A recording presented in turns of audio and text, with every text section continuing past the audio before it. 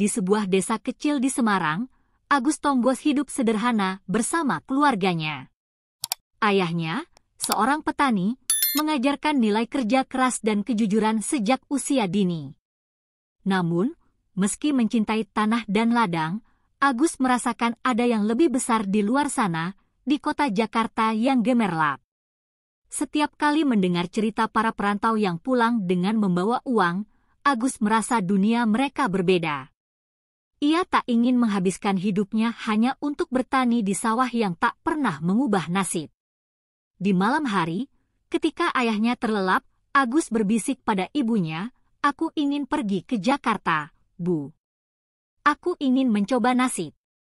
Dengan restu ibunya, Agus meninggalkan desa itu dengan harapan besar. Berbekal uang hasil menabung beberapa bulan, ia menaiki kereta menuju ibu kota, meninggalkan tanah yang telah melahirkan keluarganya. Perjalanan itu penuh keraguan dan ketakutan, namun semangatnya untuk merubah hidupnya lebih besar dari segala ketakutan yang menggelayuti hatinya. Jakarta yang luas, dengan gedung-gedung tinggi dan lalu lintas yang padat, membuatnya terpesona sekaligus cemas. Ia tak tahu apa yang akan dihadapi di sana, namun satu yang pasti, di kota ini, ia harus bertahan. Setibanya di Jakarta, Agus langsung disambut dengan kesulitan. Ia tak punya pengalaman kerja selain bertani, dan pekerjaan yang tersedia di ibu kota tak mudah didapat. Hari-harinya dipenuhi dengan pencarian pekerjaan yang tak kunjung menemukan hasil. Selama berbulan-bulan, ia tinggal di sebuah kos kecil yang sesak, berbagi ruang dengan para perantau lain yang senasib. Mereka semua datang dengan harapan yang sama, hidup lebih baik. Tapi kenyataan itu keras. Agus merasa terasing, terjebak di tengah-tengah kota besar yang tak pernah tidur. Akhirnya, sebuah kesempatan muncul ketika Agus bertemu dengan seorang teman baru, Budi, yang bekerja sebagai buruh angkut di terminal Pulau Gadung. Budi menceritakan kepadanya bagaimana uang bisa dengan mudah didapatkan di terminal. Di sini, banyak yang mencari pekerja. Kadang kita harus kuat, dan kadang kita harus pintar. Kalau kamu nggak takut, kamu bisa dapat banyak, kata Budi dengan penuh keyakinan. Agus yang tak punya pilihan lain, memutuskan untuk mengikuti jejak Budi dan mencoba peruntungan di sana. Terminal Pulau Gadung adalah dunia yang jauh berbeda dari desa yang ia tinggalkan. Di sini, keramaian tak pernah berhenti. Penuh dengan orang-orang yang datang dan pergi, bersaing untuk mendapatkan uang dari segala cara. Ada yang berjualan, ada yang bekerja sebagai buruh angkut, dan tak sedikit yang menguasai tempat itu dengan cara kekerasan. Agus, dengan tubuhnya yang kekar dan matanya yang tajam, perlahan mulai memahami bahwa untuk bertahan hidup di sini, ia harus lebih dari sekedar pekerja keras. Ia harus menjadi seseorang yang tak kenal takut. Hidup di dunia terminal yang keras, Agus mulai melihat dengan jelas siapa yang menguasai tempat ini, sekelompok preman yang memiliki kekuatan dan pengaruh yang luar biasa. Mereka bukan hanya menguasai jalanan dan kios-kios, mereka juga menguasai hati dan pikiran para pekerja. Raja preman yang terkenal di terminal itu adalah Jono, seorang lelaki besar dengan tatapan garang yang memerintah dengan tangan besi. Semua orang yang bekerja di terminal harus membayar upeti agar bisa beroperasi tanpa gangguan. Agus yang masih baru di dunia ini merasa bimbang, namun ada sesuatu yang menariknya, keinginan untuk bisa bertahan dan mengubah hidupnya. Semakin lama, Agus semakin merasa bahwa dirinya terjebak dalam dunia yang tak pernah ia bayangkan. Setiap hari, ia bekerja keras, namun sebagian besar uangnya hilang untuk membayar Jono dan kelompok preman lainnya. Namun, di balik segala kesulitan itu, ada sesuatu yang menggelora dalam dirinya. Ia mulai melihat peluang di tengah kekacauan ini. Jika ia bisa bertahan dan lebih pintar dari yang lain, mungkin, hanya mungkin, ia bisa menggantikan posisi Jono. Kalau bukan aku, siapa lagi, pikirnya dalam hati. Begitu saja, hidup Agus Tonggos di terminal Pulau Gadung dimulai. tidak hanya sebagai seorang buruh, tetapi sebagai seseorang yang tak pernah lagi takut untuk berhadapan dengan kerasnya dunia preman. Hari demi hari, Agus mulai terbiasa dengan kehidupan di terminal Pulau Gadung yang keras. Pekerjaannya sebagai buruh angkut membuatnya lelah setiap malam, tapi ia tak pernah berhenti. Ia memandang terminal bukan hanya sebagai tempat bekerja, melainkan sebuah arena pertempuran. Setiap orang di sini memiliki cara untuk bertahan, ada yang bekerja dengan keras, ada yang menggunakan otak, dan ada yang mengandalkan kekuatan. Agus memilih untuk belajar dari semuanya.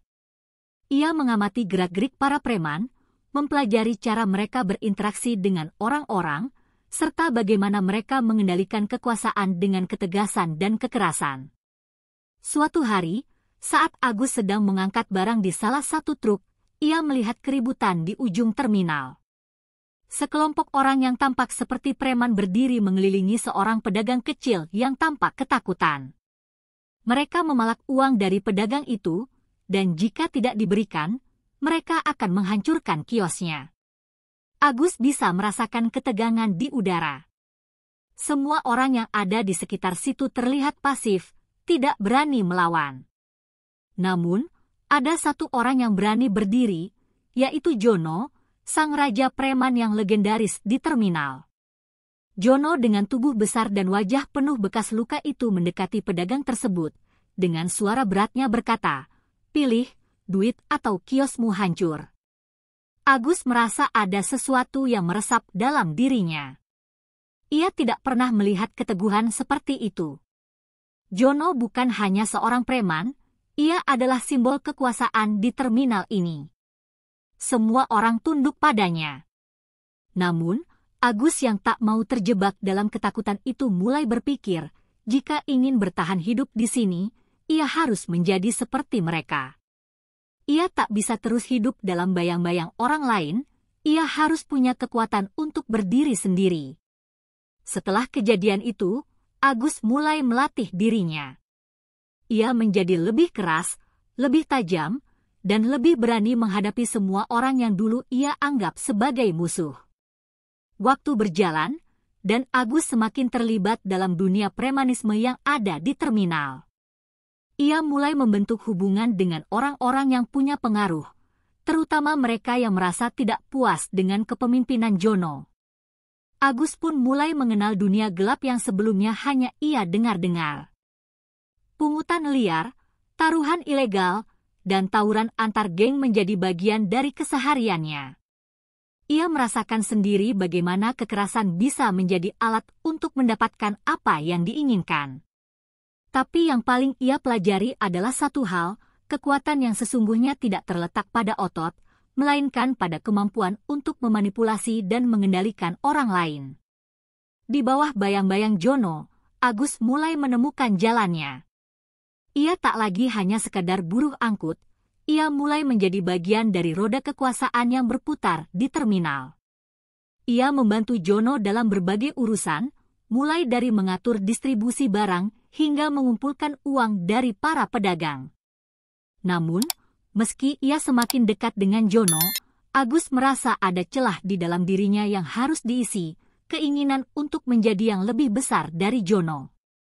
Ada ketegangan dalam hatinya, sebuah ambisi yang tidak bisa lagi ia sembunyikan. Agus ingin lebih dari sekadar pengikut, ia ingin menjadi raja. Keinginan itu menjadi semakin kuat setelah melihat bagaimana Jono memperlakukan orang-orang di sekitarnya. Jono memang seorang yang dihormati, tetapi ia juga seorang yang kejam dan tak segan untuk menghabisi siapa saja yang dianggapnya sebagai ancaman. Agus mulai menyadari bahwa untuk bertahan, ia harus lebih cerdik, lebih kejam, dan lebih kuat daripada siapapun di sini.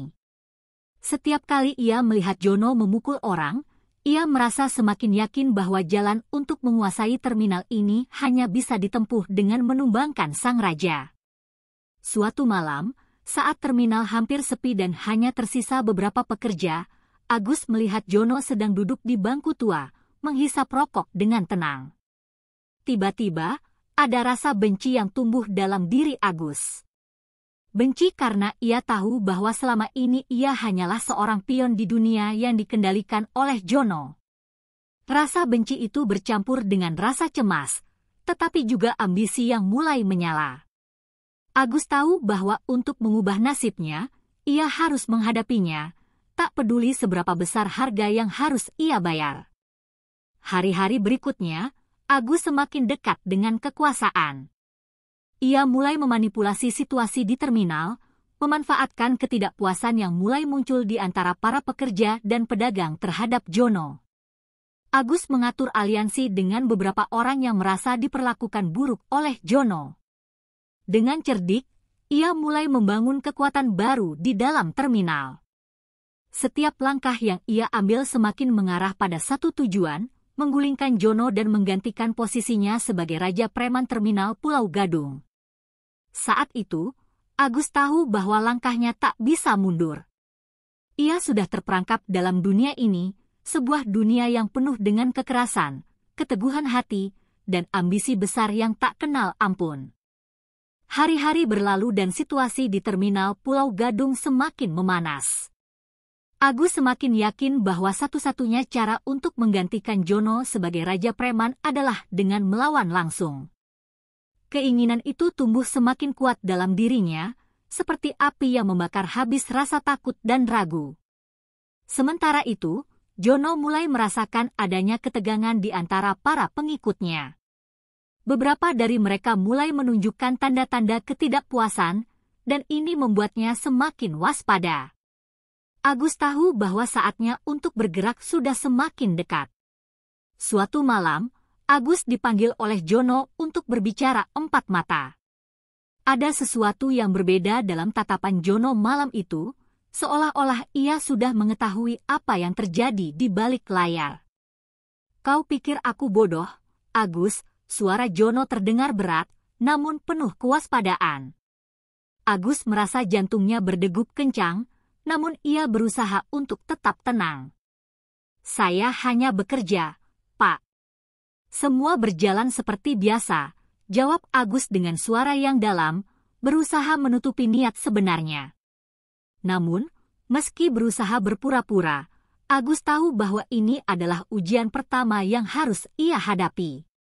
Jono menatapnya lama, seakan mencoba melihat ke dalam dirinya. Kemudian, ia mengeluarkan sebatang rokok dan menghisapnya dalam-dalam. "Kau pikir aku tak tahu siapa yang bermain di belakangku?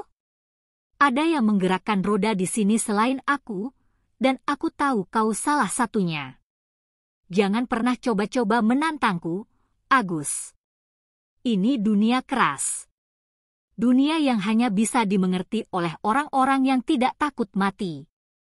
Kata-kata Jono begitu tajam, menembus udara malam yang sunyi, namun Agus tak gentar. Ia hanya diam, menatap Jono dengan penuh keyakinan. Dalam hatinya, ia berkata, ini adalah saatnya. Setelah percakapan itu, suasana di terminal semakin tegang. Agus merasa seperti dikejar-kejar, tapi ia tahu bahwa inilah waktunya untuk bertindak. Ia mulai mengatur serangan-serangan kecil, seperti memanfaatkan celah-celah yang ada di antara para preman yang sudah mulai terpecah belah. Dia menaburkan ketidakpuasan di sana-sini, mendekati mereka yang merasa diabaikan atau diperlakukan tidak adil oleh Jono. Agus tidak hanya mengandalkan otot, tetapi juga mulai menggunakan otaknya, mengatur strategi yang lebih rapi dan tersembunyi. Setiap langkah yang ia ambil semakin membawa dirinya lebih dekat dengan tujuan utamanya, menggulingkan Jono. Namun, di balik semua itu, Agus merasa ada perasaan yang mulai menggerogoti hatinya. Dalam setiap langkahnya, dalam setiap keputusan yang ia ambil, ia merasa semakin terperangkap dalam dunia yang telah ia pilih. Dunia yang mengharuskan seseorang untuk menjadi lebih kejam dari yang lain, untuk menyingkirkan siapa saja yang menjadi penghalang. Agus mulai merasakan bahwa, meski ia semakin dekat dengan tujuannya, ia juga semakin kehilangan dirinya. Ia harus mengorbankan banyak hal, termasuk jiwanya sendiri, untuk mencapai puncak. Keputusan itu datang pada malam yang menentukan.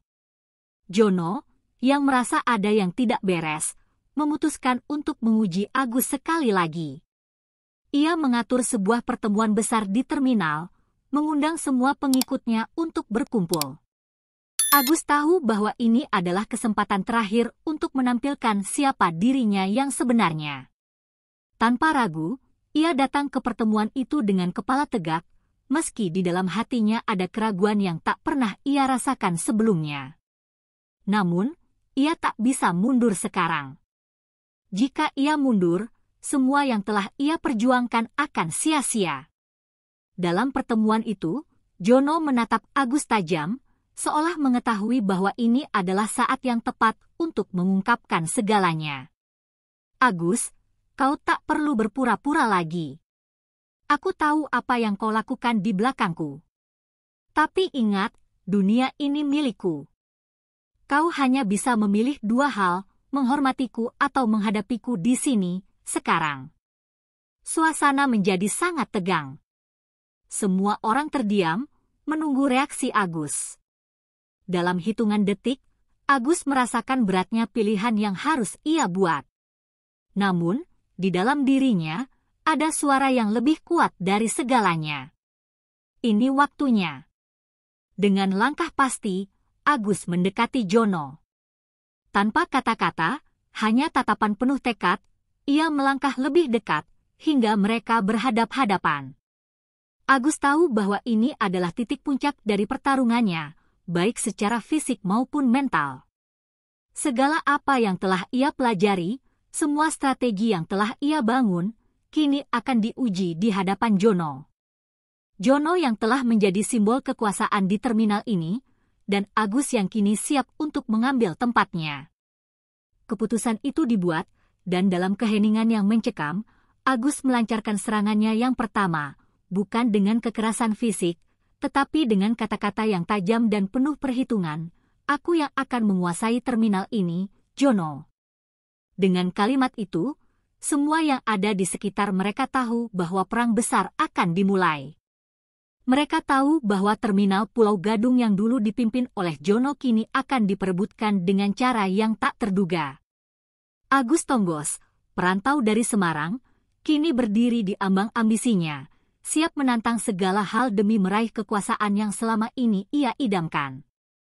Keheningan di terminal Pulau Gadung seakan memekik, tercabik-cabik oleh ketegangan yang memuncah antara Agus dan Jono. Kedua mata mereka bertemu dalam ketidakpedulian yang mendalam, seolah dunia di sekitar mereka menghilang. Semua orang tahu, pertemuan ini bukan sekadar kata-kata. Ini adalah peperangan yang akan menentukan siapa yang menguasai dunia keras ini. Agus merasakan ada adrenalin yang menyatu dengan darahnya, menuntutnya untuk bertindak lebih cepat, lebih kuat, dan lebih tegas daripada sebelumnya. Jono, yang sudah lama dikenal sebagai Raja Preman di terminal, memandang Agus dengan senyum yang terlihat sinis. Kau pikir bisa mengalahkanku hanya dengan kata-kata, ujar Jono, suaranya penuh rasa tak percaya, meskipun ada sedikit keresahan yang tersirat di matanya. Ia sudah merasakan perubahan dalam Agus, perubahan yang tidak bisa ia abaikan. Semua orang tahu bahwa siapapun yang meragukan Agus saat ini akan menjadi sasaran empuk bagi sang perantau. Agus mengatupkan giginya, menekan segala perasaan yang muncul. Saya tak perlu mengalahkanmu dengan kekuatan fisik, Jono. Cukup dengan kekuatan yang ada di dalam otak dan hati saya, jawabnya dengan nada tegas yang menggema di seluruh terminal. Namun, Jono bukanlah pria yang mudah terintimidasi. Ia mengangkat tangannya, memanggil beberapa anak buahnya yang besar dan berbadan kekar untuk mendekat. Bawa dia keluar, kita selesaikan di tempat yang lebih pribadi. Aku akan menunjukkan siapa yang sebenarnya berkuasa di sini. Suara Jono begitu menggelegar, namun Agus tak mundur. Ia tahu, jika ia mundur sekarang, semua yang telah ia usahakan selama ini akan sia-sia. Dengan keberanian yang membara, Agus melangkah maju, menghadapi para preman yang mulai mengelilinginya. Tetapi, sebelum para preman itu sempat bergerak, Agus sudah melangkah dengan cepat, menarik sebuah benda kecil dari sakunya. Sebuah pisau kecil yang ia sembunyikan untuk kondisi seperti ini. Semua orang terdiam sesaat, terkejut melihat tindakan Agus. Tanpa kata-kata, Agus memegang pisau itu erat di tangannya, dengan tatapan tajam yang membuat suasana semakin menegangkan. Jika kalian ingin melawan saya, kalian harus melewati saya terlebih dahulu, katanya dengan penuh keyakinan, suara yang penuh ancaman. Jono melihat perubahan dalam sikap Agus yang tidak bisa lagi ia anggap remeh. Tanpa menunggu lebih lama, ia memberi isyarat pada anak buahnya untuk mundur. Ia tahu, pertempuran ini bukan sekadar fisik. Jono mulai merasakan bahwa Agus kini bukan hanya buruh angkut yang tak berarti. Agus adalah seseorang yang telah menyusun rencana dengan cermat dan penuh perhitungan. Di dalam hatinya, Jono merasakan kecemasan yang perlahan tumbuh, meskipun ia mencoba menutupinya dengan ketegasan. "Baiklah, Agus," kata Jono akhirnya, suaranya kembali dingin dan berat. "Kau ingin jadi raja di sini? Kau harus melalui ujian yang lebih besar dari sekadar kata-kata dan pisau." Ia menyandarkan tubuhnya pada dinding terminal, mengamati Agus dengan penuh rasa ingin tahu, menunggu apa langkah selanjutnya dari perantau itu. Agus hanya tersenyum tipis, merasakan aliran darah panas yang terus memompa semangatnya. Ia tahu, ini baru permulaan. Jika ia bisa mengatasi Jono, ia akan menjadi raja yang sesungguhnya di terminal Pulau Gadung. Namun, perjuangan Agus tidak hanya melawan Jono. Di dalam terminal, ada banyak mata yang mengamati, banyak orang yang siap untuk beralih pihak jika ada kesempatan. Mereka yang merasa tak puas dengan kepemimpinan Jono mulai melihat Agus dengan pandangan baru. Beberapa pedagang yang sebelumnya merasa terintimidasi oleh preman mulai menghampiri Agus, menawarkan dukungan mereka. Agus tahu bahwa ini adalah kunci untuk menggulingkan Jono, bukan hanya dengan kekuatan fisik, tetapi dengan mendapatkan hati dan pikiran orang-orang di terminal. Ia mulai membangun aliansi yang lebih luas, menarik perhatian mereka yang terpinggirkan. Namun, di balik semua itu, Agus merasakan ada bayangan gelap yang menghantui dirinya. Semakin ia maju, semakin ia menyadari bahwa dunia yang ia pilih ini bisa mengubah dirinya menjadi orang yang lebih keras, lebih kejam, dan lebih tak kenal ampun dari yang pernah ia bayangkan. Ia mulai mempertanyakan apakah semua ini sebanding dengan harga yang harus ia bayar. Namun, saat ia menatap terminal yang penuh dengan orang-orang yang mengandalkannya, ia tahu bahwa mundur bukanlah pilihan. Jika ia ingin memimpin, ia harus melawan dengan segala cara, apapun risikonya. Suasana semakin mencekam saat Agus dan Jono berhadapan dalam sebuah pertarungan terakhir yang tak terhindarkan. Semua orang di terminal berkumpul, menonton dari jauh, menunggu apa yang akan terjadi. Agus tak hanya berhadapan dengan Jono, tetapi juga dengan dirinya sendiri, dengan ambisi yang telah ia bangun, dan dengan dunia yang penuh kekerasan ini. Saat Jono melangkah maju, Agus tahu satu hal, ini adalah pertarungan yang akan menentukan siapa yang benar-benar menguasai terminal Pulau Gadung, dan siapa yang akan jatuh menjadi debu. Malam itu, terminal Pulau Gadung dipenuhi dengan ketegangan yang tak bisa lagi disembunyikan. Semua mata tertuju pada dua sosok besar yang akan menentukan nasib tempat ini. Jono, yang sudah lama memegang kendali, berdiri dengan penuh wibawa di tengah kerumunan, sementara Agus hanya diam, matanya tajam menatap lawannya. Perasaan yang ada di dalam hati Agus begitu campur aduk, antara keyakinan dan ketakutan, antara tekad dan keraguan. Namun, satu hal yang pasti, ia tak bisa mundur sekarang. Semua yang telah ia perjuangkan selama ini akan sia-sia jika ia berhenti. Di tengah suasana yang kian mencekam, Jono melemparkan pandangannya yang penuh amarah ke arah Agus. "Kau memang pemberani, Agus. Tapi keberanianmu hanya akan membuatmu jatuh."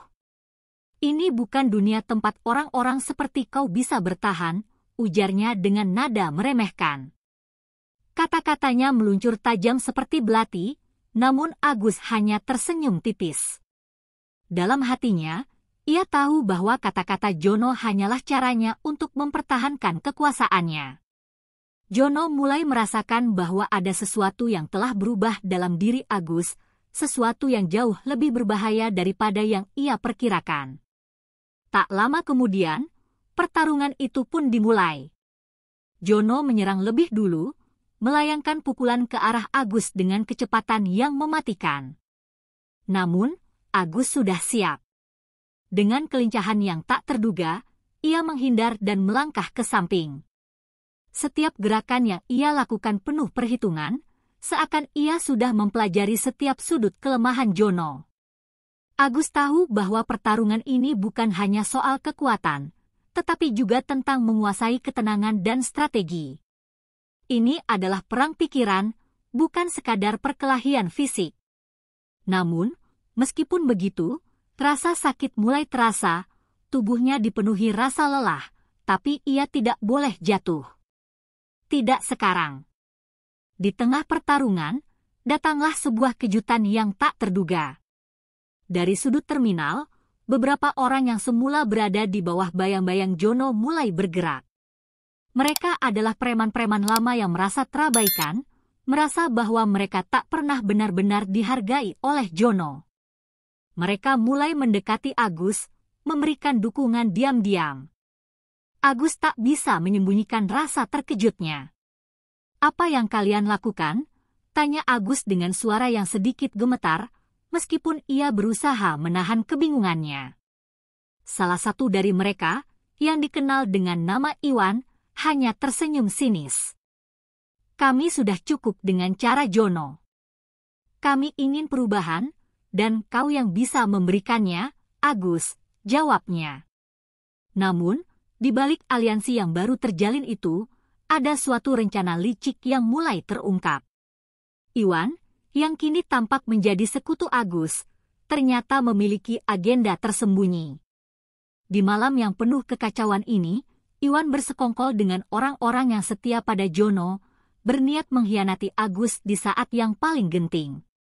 Begitu Iwan mendekatkan dirinya pada Agus, ia berbisik di telinganya, "Jono masih punya pengaruh besar di sini. Kau tak bisa menghadapinya sendirian." Agus, yang sudah mulai percaya pada Iwan, merasa ada yang aneh, tapi ia terlalu lelah dan terpaku pada pertarungan yang sedang berlangsung. Ia tidak melihat bahaya yang mengintainya. Dengan satu gerakan cepat, Iwan yang tampaknya menunjukkan dukungannya justru menusukkan pisau ke punggung Agus. Darah segar bercucuran, dan Agus terjatuh ke lantai terminal yang keras, seakan dunia sekitarnya runtuh seketika. Rasa sakit yang tak terhingga menghantamnya, namun di saat yang sama, ia merasakan kebingungannya yang semakin dalam. Iwan tertawa kecil, senyumnya penuh dengan kesenangan. "Kau terlalu naif, Agus. Dunia ini tak sesederhana yang kau kira. Jono mungkin sudah lama menguasai terminal ini, tapi aku yang akan mengambilnya sekarang," ujarnya dengan nada penuh kemenangan. Jono, yang terkejut mendengar suara pertarungan yang berubah arah, melihat Agus terjatuh dengan darah yang mengalir deras. Meskipun ia tidak mengharapkan pengkhianatan dari Iwan, Jono tahu bahwa dunia yang mereka tinggali adalah dunia yang penuh dengan tipu daya dan pengkhianatan. Namun, ia juga tahu, jika Agus benar-benar mati, ia akan kehilangan pesaing yang berbahaya, dan jika Agus bangkit, maka ia adalah ancaman yang jauh lebih besar daripada sebelumnya. "Apa yang kalian lakukan?" teriak Jono, suaranya penuh amarah dan ketidakpercayaan. "Iwan, kau sudah membuat kesalahan besar." Agus merasakan tubuhnya semakin lemah, namun ada secercah harapan yang masih menyala dalam dirinya. Ia tahu, meskipun Iwan berkhianat dan pengkhianatan ini membuatnya hampir jatuh, perjuangannya belum berakhir. Dengan sisa tenaga yang ada, ia menarik nafas dalam-dalam, berusaha bangkit meski rasa sakit yang luar biasa melanda tubuhnya. Aku belum selesai, Jono, gumam Agus dengan suara serak, namun penuh dengan tekad. Aku akan bangkit, dan aku akan meraih terminal ini. Dalam hati Agus, kemarahan mulai membakar, lebih kuat dari rasa sakit yang ia rasakan. Ia tak akan menyerah begitu saja, meskipun pengkhianatan sudah menusuk jantungnya. Dengan perlahan, ia berusaha bangkit dari lantai terminal, dan meskipun tubuhnya terluka parah, Agus tahu bahwa satu-satunya jalan untuk menguasai terminal ini adalah dengan tidak pernah mundur, tidak peduli berapa kali ia harus jatuh. Agus terhuyung-huyung, darah yang mengalir deras dari punggungnya mulai membasahi pakaian dan membekas di lantai terminal yang penuh debu. Rasa sakit yang menguasai tubuhnya hampir membuatnya tak bisa bergerak, namun entah dari mana ia mendapatkan kekuatan untuk bertahan. Di matanya, ada nyala api yang tak pernah padam, rasa sakit yang ia rasakan kini berubah menjadi amarah yang membakar jiwanya. Iwan yang baru saja mengkhianatinya berdiri di sisi Jono, matanya penuh dengan kemenangan, seolah-olah terminal ini telah menjadi miliknya. Namun Agus tidak akan menyerah begitu saja.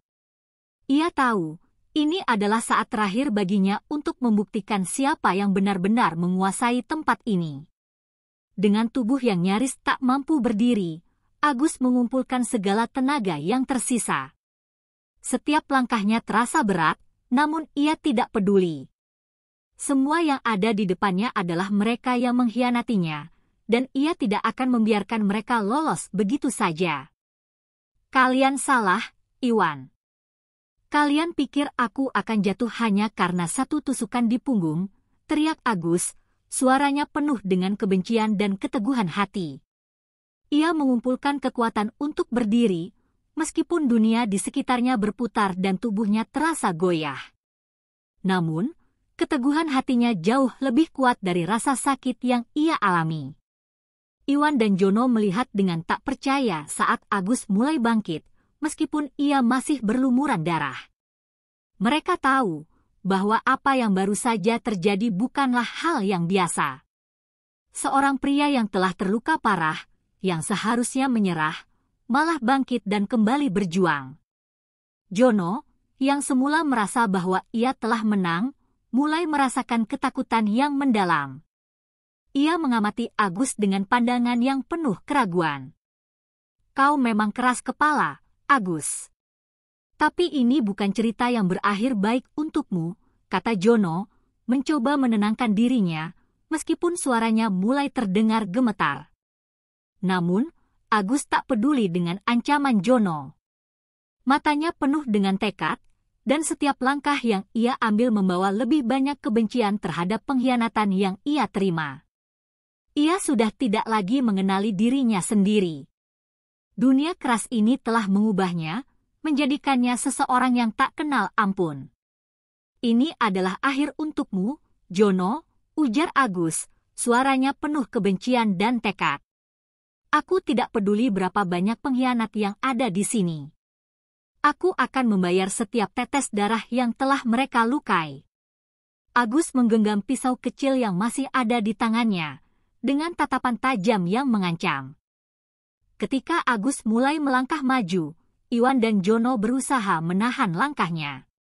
Namun, Agus yang terluka ini ternyata lebih berbahaya daripada yang mereka kira. Ia melompat dengan kekuatan yang luar biasa, langsung menghantam tubuh Iwan dengan keras, membuatnya terjatuh ke lantai. Tanpa menunggu, Agus menatap Jono dengan tatapan yang penuh kebencian. Aku tahu kau tidak akan menyerah begitu saja, kata Agus, suaranya hampir membunuh. Tapi ini adalah kesempatan terakhirku untuk menguasai tempat ini. Jono mundur beberapa langkah, matanya penuh dengan rasa cemas yang tak bisa ia sembunyikan.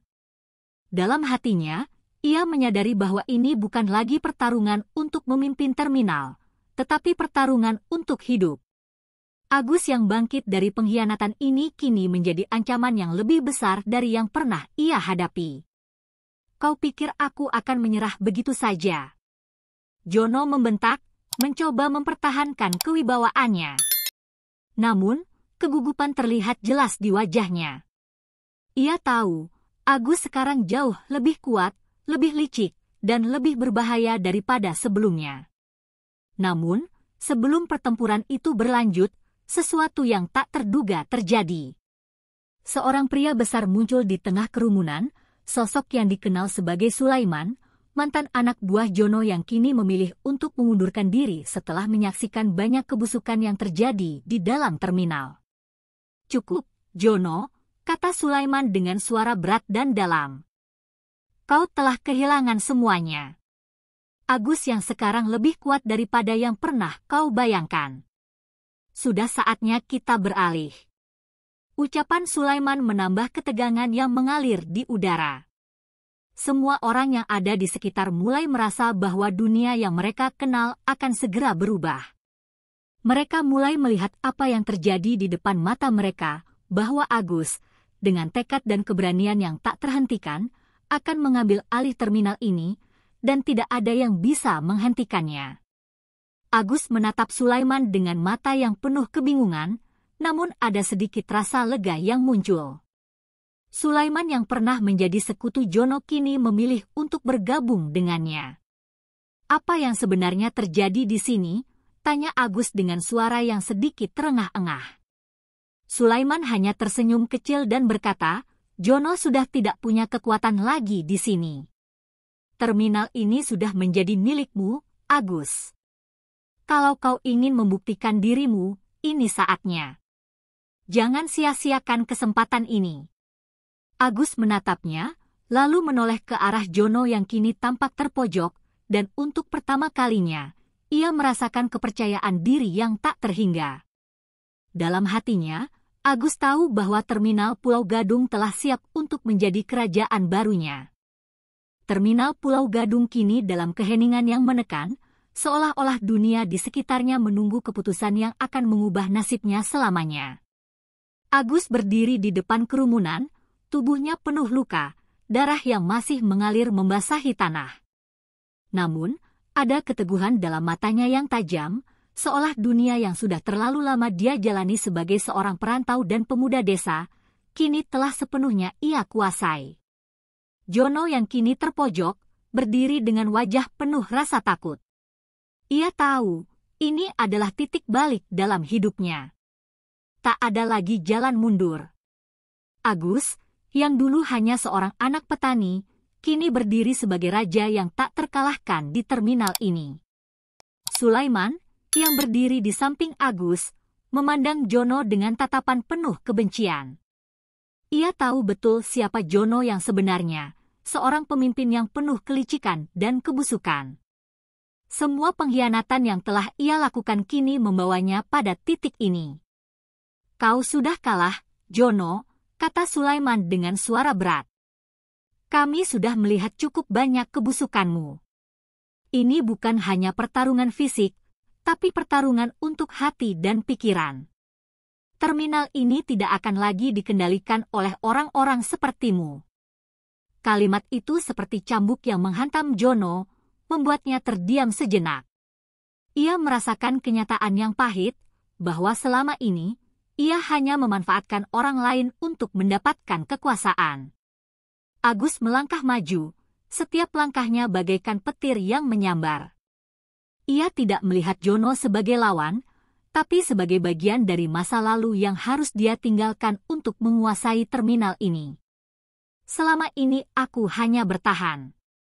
Tapi sekarang, aku yang akan mengendalikan segalanya," kata Agus, suaranya penuh kebulatan tekad.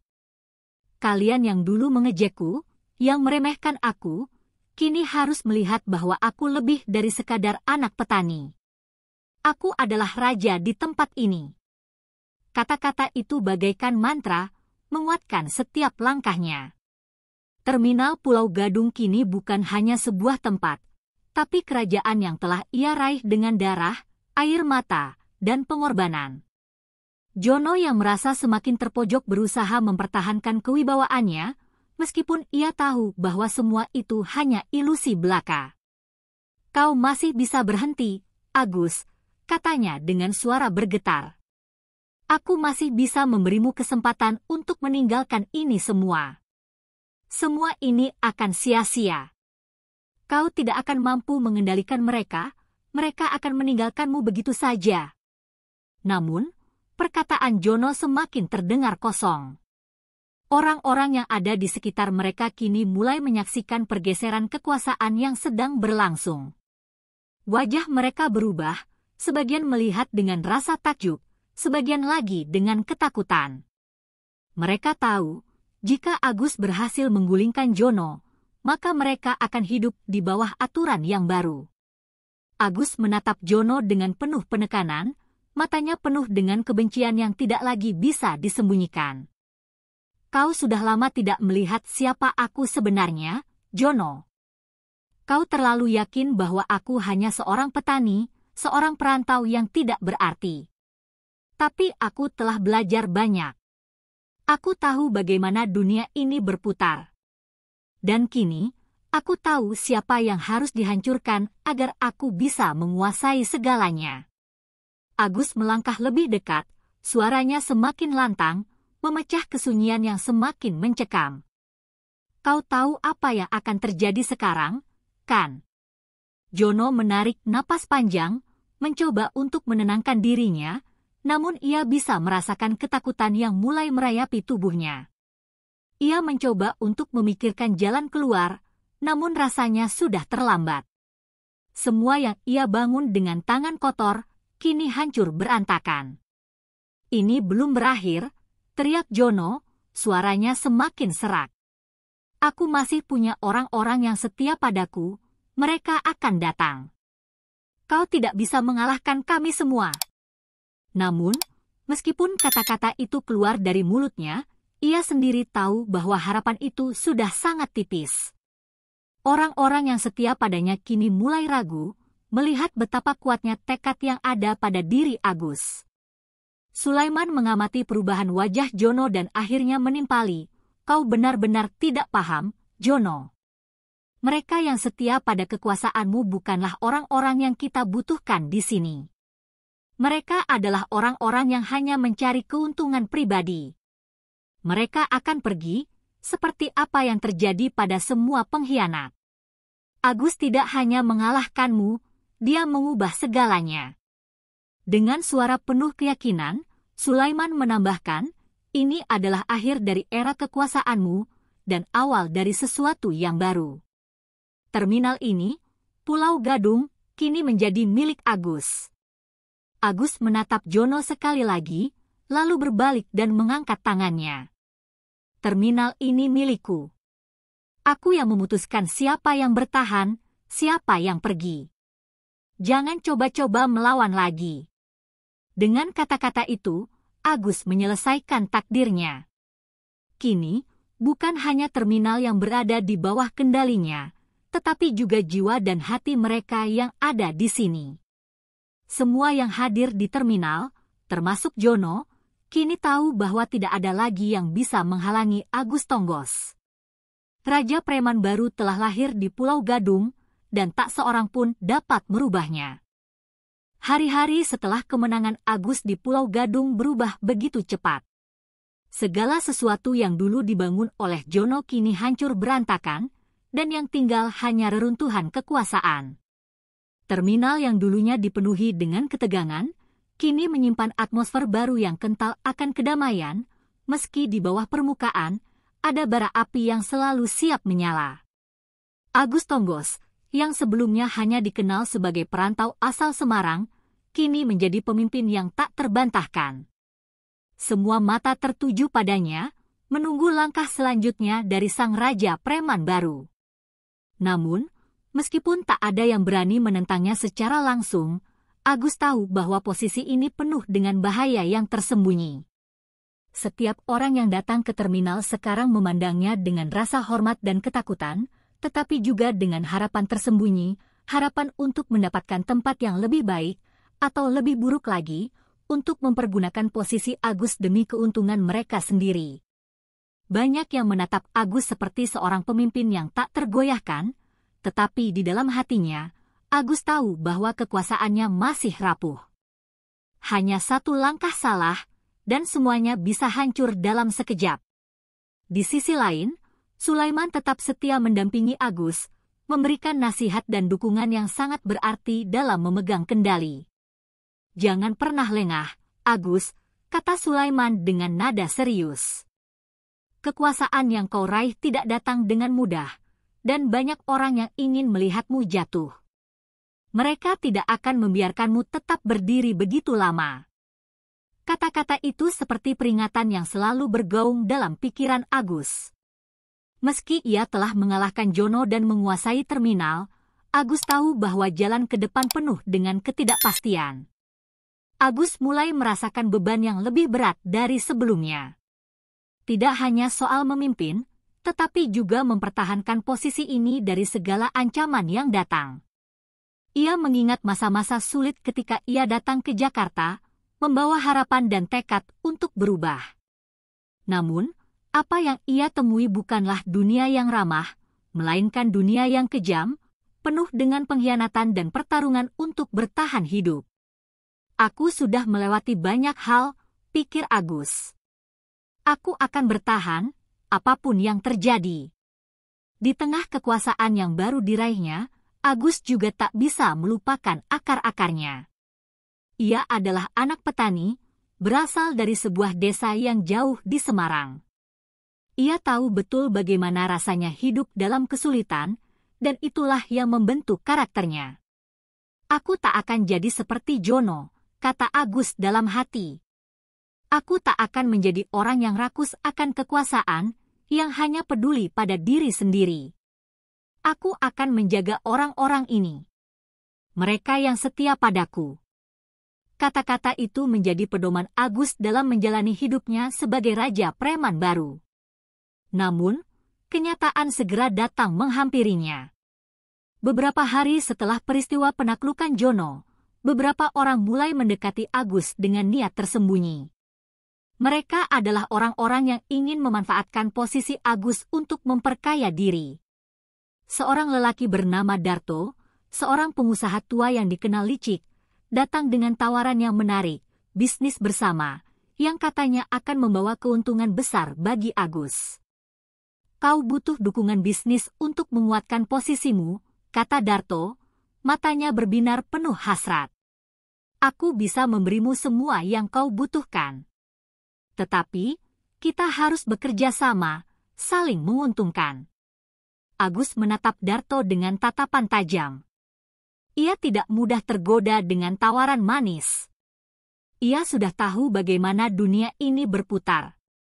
"Aku tidak butuh orang-orang seperti kamu untuk menguasai terminal ini," jawab Agus dengan tegas. "Aku sudah cukup dengan apa yang aku punya. Tidak ada yang bisa membeli kekuasaanku." Namun, dalam hatinya, Agus merasa sedikit bimbang. Setiap tawaran yang datang, sekecil apapun, mengingatkannya pada realitas hidup yang keras, bahwa untuk bertahan hidup, kadang harus membuat keputusan sulit yang melibatkan banyak pihak. Di malam hari, Agus duduk sendirian di ruang kerjanya yang sederhana, memandang keluar jendela yang menghadap langsung ke terminal. Suasana malam yang sunyi hanya dipecahkan oleh suara kendaraan yang melintas jauh di luar sana. "Apa yang harus aku lakukan selanjutnya?" pikir Agus. "Bagaimana aku bisa menjaga agar semuanya tetap berjalan dengan lancar? Tidak ada yang bisa aku percayai, kecuali diriku sendiri." Di balik keteguhan yang tampak, Agus menyadari bahwa meskipun ia kini menjadi raja preman di Pulau Gadung, ia harus tetap waspada. Setiap langkah yang ia ambil, setiap keputusan yang ia buat, akan menentukan apakah ia akan bertahan atau jatuh, terhanyut oleh arus kehidupan yang penuh dengan pengkhianatan dan ambisi. Agus tahu bahwa jalan ini penuh dengan cobaan, namun ia takkan mundur. "Aku sudah sampai sejauh ini, dan aku tak akan menyerah," gumamnya dengan tekad yang semakin bulat. Kini, Agus Tonggos adalah pemimpin yang akan menentukan nasib terminal ini, dan lebih dari itu, nasib dirinya sendiri. Dengan segala tantangan dan bahaya yang mengintai, ia harus terus berjalan, menapak menuju masa depan yang belum pasti, namun penuh dengan harapan dan impian yang tak terucapkan. Hari-hari berjalan lambat di terminal Pulau Gadung. Agus merasa semakin terperangkap dalam jaring-jaring intrik dan perhitungan yang tak ada habisnya. Di luar sana, dunia luar hanya melihatnya sebagai sosok yang tak tergoyahkan, namun di dalam hatinya, Agus merasa kesepian. Ia tahu bahwa kekuasaannya yang baru diraih masih sangat rapuh, dan semakin banyak pihak yang mulai mendekat dengan niat tersembunyi. Namun, pada suatu malam yang hening, segalanya berubah. Saat Agus sedang duduk di ruang kerjanya, merenung tentang langkah selanjutnya, seseorang mengetuk pintu. Pintu terbuka, dan di hadapannya berdiri Sulaiman dengan wajah serius, membawa kabar yang tak terduga. "Ada masalah, Gus," kata Sulaiman dengan suara rendah, seolah-olah sedang membicarakan sesuatu yang sangat berbahaya. "Ada yang mencoba menggulingkanmu. Seseorang dari dalam, dari orang-orang yang kau percayai." Kata-kata Sulaiman seperti petir yang menyambar. Agus terdiam sejenak, tidak bisa mempercayai apa yang baru didengarnya. "Siapa?" tanya Agus dengan suara tegang, merasa ada kekuatan yang semakin besar mengancam posisinya. Sulaiman menghela napas panjang. "Darto. Dia sedang menggerakkan orang-orangnya di luar sana. Dia mencoba merebut kontrol atas bisnis kita. Kau harus hati-hati, Gus." Agus merasakan dadanya sesak.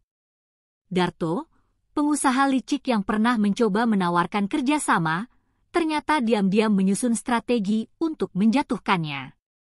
Ini adalah pengkhianatan yang paling tidak ia duga, dan itu datang dari orang yang selama ini ia anggap sekutu.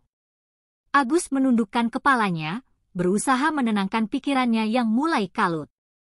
Jadi, selama ini Darto sudah merencanakan semuanya, katanya, lebih pada dirinya sendiri. Kenapa aku tidak melihat ini lebih awal?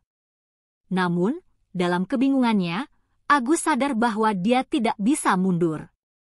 Ini adalah titik balik yang harus ia hadapi, dan ia harus bertindak cepat. "Sulaiman, kita harus bergerak malam ini juga," perintahnya dengan suara yang tegas. "Kita tak bisa membiarkan dia melangkah lebih jauh." Sulaiman mengangguk, kemudian pergi dengan cepat, meninggalkan Agus dalam kebingungannya. Agus berjalan menuju jendela, menatap terminal yang kini tampak begitu jauh dan asing baginya. Mimpi dan harapan yang selama ini ia bangun sepertinya mulai retak, dan di hadapannya terbentang jalan gelap yang penuh bahaya. Namun, satu hal yang jelas dalam pikirannya, tidak ada lagi yang bisa menghentikannya. Tidak Darto, tidak siapapun. Malam itu, Agus memerintahkan beberapa anak buahnya untuk mencari tahu lebih lanjut tentang pergerakan Darto dan orang-orang yang mungkin bekerja sama dengannya. Semua tahu bahwa Darto bukanlah musuh yang mudah dikalahkan. Ia memiliki koneksi yang luas, dan lebih dari itu, ia adalah seorang yang sangat licik. Agus harus berhati-hati dalam merespon setiap langkah Darto. Satu kesalahan, dan semuanya bisa berakhir tragis. Namun, di balik ketegangan yang mencekam, Agus tak bisa mengabaikan satu kenyataan yang lebih menyakitkan. Ia telah mengabaikan orang-orang terdekatnya. Sulaiman, yang selama ini setia menemaninya, juga mulai terlihat khawatir. Jika ia tidak segera menyelesaikan masalah ini, bukan hanya Darto yang akan mengancam posisinya, tetapi juga orang-orang yang pernah mengikutinya. "Aku tak bisa membiarkan ini terjadi," pikir Agus, sambil menatap langit malam yang gelap. "Aku harus bertindak lebih cepat." Pada pagi harinya, Agus memutuskan untuk menghadapi Darto secara langsung. Ia memanggil Darto untuk bertemu di sebuah tempat yang sepi, jauh dari mata-mata dan telinga-telinga yang mungkin sedang mengawasi mereka. Ini waktunya untuk mengakhiri semuanya, pikir Agus dengan tekad yang bulat. Ketika mereka berdua duduk berhadapan, dengan mata yang saling menatap tajam, Agus merasakan ada sesuatu yang berat di dadanya. Namun, ia tahu, keputusan yang ia buat di saat itu akan menentukan masa depan dirinya dan terminal Pulau Gadung. Agus duduk diam, menatap Darto yang duduk di hadapannya.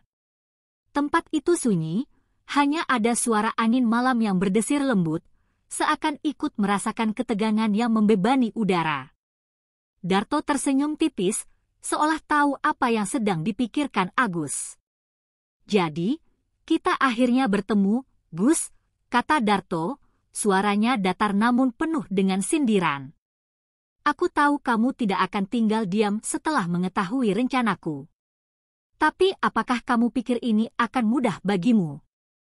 Agus tak membalas langsung. Ia hanya menatap tajam ke mata Darto, merasakan ada sesuatu yang sangat berbahaya terpendam di balik setiap kata yang keluar dari mulut pria itu. "Aku tahu kamu sudah merencanakan ini sejak lama," jawab Agus dengan suara berat. "Tapi tidak akan ada tempat untukmu di sini. Terminal ini bukan milikmu, dan aku takkan membiarkanmu merusaknya." Kalimat itu seperti sebuah sumpah, sebuah ancaman yang keluar dari hati Agus yang sudah lelah dengan pengkhianatan. Darto tertawa pelan, namun tawa itu terdengar penuh dengan kebencian. "Kau pikir aku datang ke sini hanya untuk terminal ini?" tanyanya, masih dengan senyum sinis. "Aku datang untuk menguasai segalanya. Kau pikir kau bisa mengendalikan semuanya sendirian? Jangan bodoh, Gus.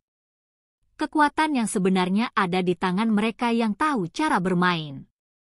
Darto melirikkan matanya ke arah yang tidak jelas, seolah menunjuk pada dunia yang lebih besar, tempat di mana kekuasaan tak hanya datang dari jalan kasar yang telah dilalui Agus. Agus merasakan kemarahan yang mulai membuncah.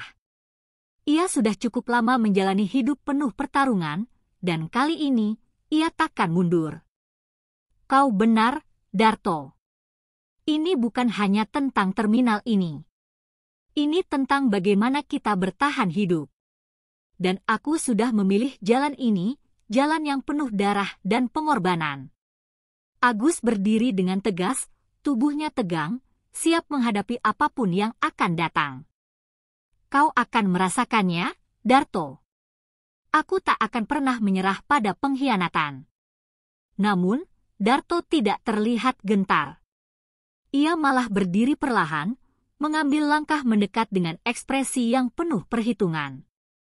"Kau terlalu percaya diri, Gus," katanya. "Di dunia ini, hanya ada satu aturan, yang kuat bertahan, yang lemah hancur. Dan aku sudah terbiasa dengan pertempuran seperti ini. Kau hanya perantau yang terlalu cepat merasa di atas angin." Darto mengulurkan tangannya, mengisyaratkan agar Agus mendekat. "Mari kita lihat siapa yang benar-benar menguasai dunia ini." Dalam sekejap, suasana yang tadinya tenang berubah menjadi sangat tegang. Agus bisa merasakan ancaman dalam setiap gerakan Darto. Keduanya berada dalam jarak yang sangat dekat, dan meskipun kata-kata masih bisa dipertukarkan, kedua pria ini tahu bahwa pertempuran mereka tak akan berakhir dengan kata-kata. Ini adalah pertarungan hidup dan mati, satu-satunya jalan keluar untuk menentukan siapa yang akan menguasai terminal, dan siapa yang akan hancur. Tanpa peringatan, Darto melangkah maju dengan cepat, mencoba mengubah ketegangan menjadi aksi. Agus, yang sudah siap dengan segala kemungkinan, menghindar dengan cekatan, memanfaatkan pengalamannya dalam bertarung jalanan. Keduanya berkelahi dengan brutal, pukulan dan tendangan saling bertukar. Di antara suara benturan dan napas terengah-engah, Agus mulai merasakan sebuah keinginan yang sangat kuat untuk mengakhiri semua ini, untuk mengakhiri pengkhianatan yang sudah terlalu lama menggerogoti kehidupannya. Tapi meskipun Agus memiliki kekuatan fisik dan tekad yang kuat, ia tahu bahwa kemenangan tidak akan datang begitu saja. Darto lebih berpengalaman dalam permainan kotor, dan ia tahu bagaimana memanfaatkan segala